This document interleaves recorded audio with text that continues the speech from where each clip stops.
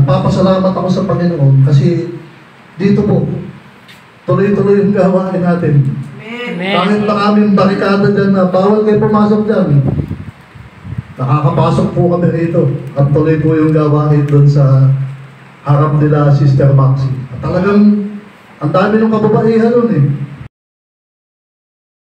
Times of crisis. Una, ano po ang dapat natin gawin? Simple lang po, di ba? Pray. Action in the world. Sabi po ito, based on what you learned in the scripture, it is thinking deeply about the truth you are learning in your Bible study. Ano po ba yung meditation? Paano po ginagawa? Quiet time. Yung daily quiet time. Eh, Pastor, hindi ko po magagawa sa amin yan. Maliit yung bahay namin. Marami kami doon. Alam nyo, gumising po kayo ng maaga. Diba kahit marami kayo sa bahay, gumising kayo ng tulog pa lahat. Your mind in the scripture. So habang tahimik, nagpe-pray, magbasa po tayo ng Bible. At alam nyo, marami pong gustong iparating ng ating Panginoon na makukuha po natin po sa pagbabasa ng Biblia. Napakasarap po talaga yung madaling araw kasi tahimik pa at hindi pa crowded yung ating isip. Kasi Colossians chapter 3 verse 12 hanggang 17. Yan, kapag nandun ka sa in danger ka, hanapin niyo po yung Psalms 91.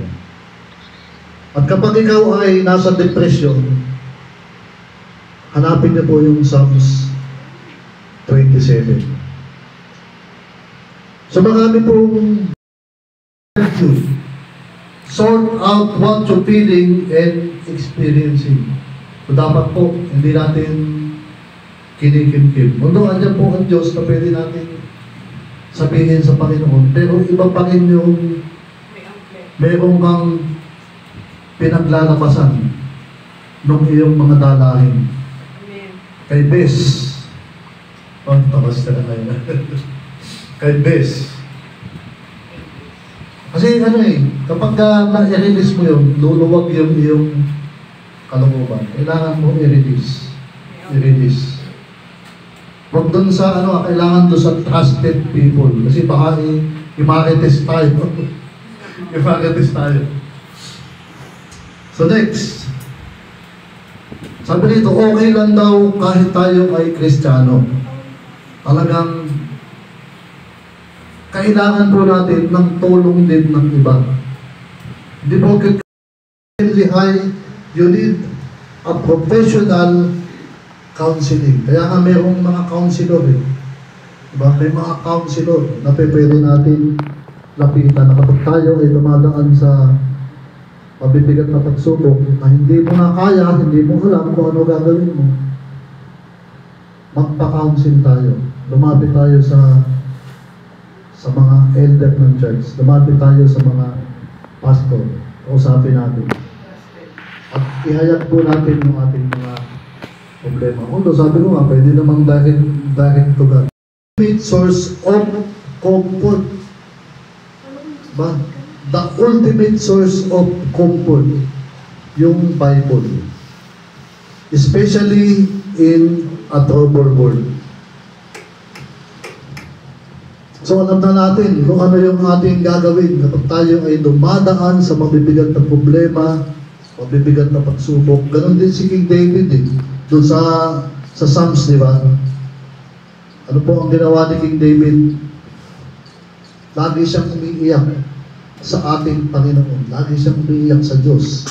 And the Lord, over and over, sabi nga, ay binigyan po ng kapayapaan si King David. Alam nyo, kapag tayo po ay, di ba sabi kanta na babad sa iyong salita. Babad sa iyong salita. Napakasakot. Tapos nung nandun na kami sa may Palaoy, galing po ako abroad doon. Pabalik-balik yung utol ko doon. Parang, ano eh, kampo ng Diablo na nang aalok eh. Inom tayo tol, ako gagastos. Pabalik-balik, hanggang natokso mo ako, uminom ako. Yun, tuloy-tuloy. Naging mas grabe ako dun sa dati. Buti na lang, may pamalo ang Panginoon. Pinalo ako, yumaman ako eh. Dinaw na dinaw ako. Naging ginto. Nagkaroon ako ng infection sa atay. Lumaki yung chat ko. Yung spiritual and mental health. So kapag pala may mga problema, kailangan din natin i-exercise. Yung umok doon sa isang lugar. Doon sa isang kwarto, kailangan natin lumabas. I-exercise, labanan yung pagsubok na ating kinakaharap.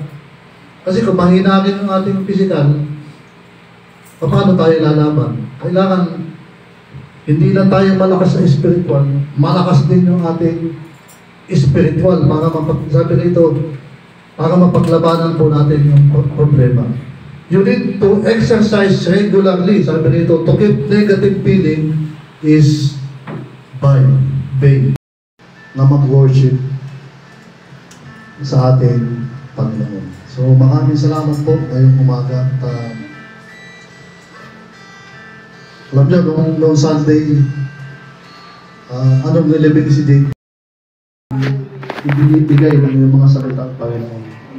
Thank you Lord sa kapayapaan. Thank you Lord dahil naunawaan po namin kung saan kami tatakbo kapag kami ay may mga problema, may mga dalahin Panginoon. Ikaw lang yung aming dapat patunguhan. Ikaw lang yung aming unang dapat takbuhan Panginoon. Ikaw yung Diyos na manggagamot. Ikaw yung Diyos na kumakalma, Panginoon, sa aming mga kabigatan, Panginoon. Kaya sa umagang ito, God, maraming salamat po, Panginoon. Nawa, yung salita mo, Lord, na narinig namin ay nagmanifest sa aming mga buhay, Panginoon.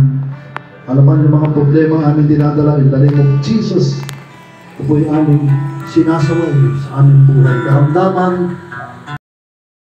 puso ang patuloy at tunay na pagsamba Panginoon. Hindi man sa araw ng linggo, kundi o Diyos, araw-araw. Pag-gising namin sa umaga, Lord, Ikaw ang aming nahanapin at sasambahin at pasasalamatan. Pagpalain po, Panginoon, ang bawat isa, ang bawat pamilya, Panginoon, ang blessed Hogwawa. At hayaan mo, Lord, na patuloy mo samahan, Panginoon, ang bawat isa, sampulang aming mga anak, aming trabaho, ang pag-aaral ng mga bata. Ikaw magbibigay ng wisdom, ikaw mag-iingat sa amin, ilayo mo kami sa kapahamakan, ilayo mo kami, Panginoon, sa anumang karamdaman. Hayaan mo, Lord, na ikaw ang gumamit sa bawat sa amin. Saan man kami pumaroon, ano man ang gawin namin, taglay namin ang kapangyarihan mo, ang kagalakan na nagmumula sa iyo, at ang kapayapaan, at higit sa lahat, ang iyong pagliligtas. Salamat po, O Diyos, sa iyong kapurihan, sa iyong kaluwalhatian. Pagpalain po tayo ng ating Diyos. Amen. Amen.